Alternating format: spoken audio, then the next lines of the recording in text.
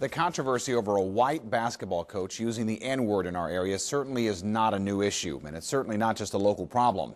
Since the Michael Richards rant earlier this year, an Ohio firefighter has stepped down for using it. The Walgreens chain is defending itself in court over whether an employee hurled the word at customers in Texas.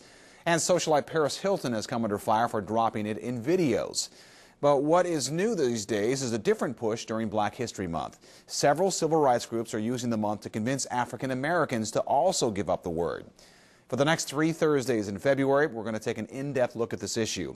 Tonight, we begin with definitions for a troubling word that means different things to different people. We do want to warn you, you're going to hear the word and some frank discussion about it.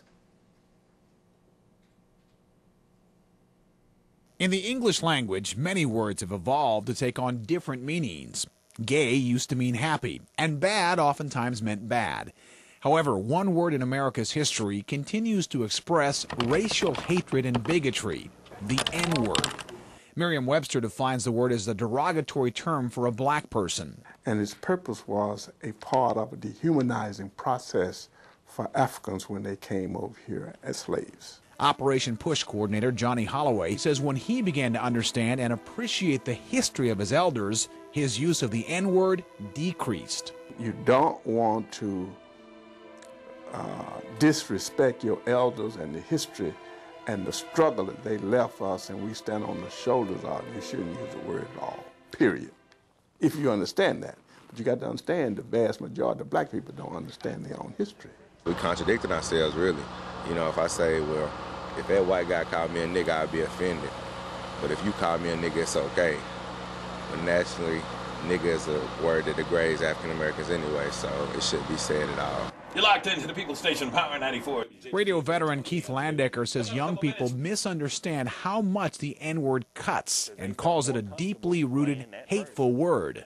You got to think about the history of it. My grandfather would have lost his life if somebody had approached him in that way.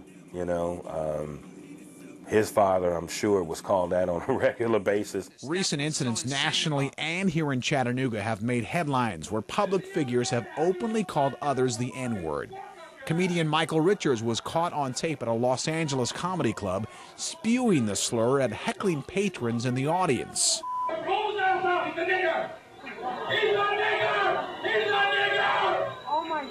While Richards used the N-word as a direct insult, what about when it comes out in mixed company, in a more conversational context?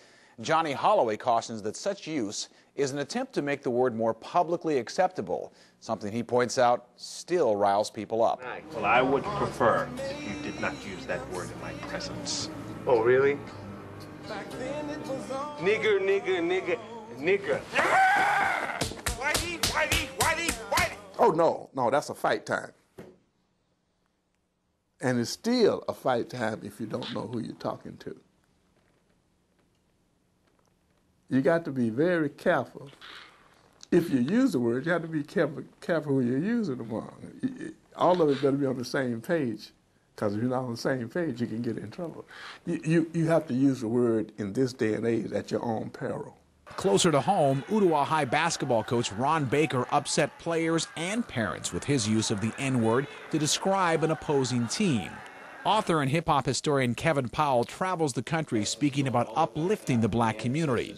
He's concerned that mainstream culture perpetuates using certain derogatory language for people of color. The bigger issue to me is that we live in a society in 2007 that still conditions people to think of themselves, if they're black, as inferior, second-class citizens, that it's okay to use the N-word, and conditions white people, be it your coach here in Chattanooga, the coach of the sports team you're talking about, or Michael Richards, to think that they can use the N-word. It just comes back to the same thing. You don't use it.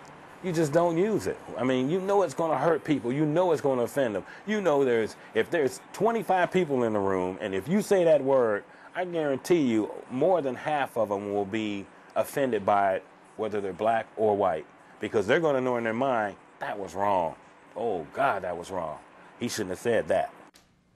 Now, over the next 3 weeks, we want to know what you think about this debate. Tonight, we want to know if there is ever an appropriate time to use the N-word. You can vote in our online poll at WDEF.com. Here's how the voting's going so far. About half of you say it's never appropriate. The second most popular option is only in a discussion of the word, and 16% say they'll use it whenever they want. We're already getting a variety of comments on the website. Here are a few examples. One writer says it should be discussed in our classroom so that people will be a little more knowledgeable about why it is such a vile word. Another says, I do believe the N-word means sorry and low down, not black as most people suppose. And finally, this question: what happened to freedom of speech?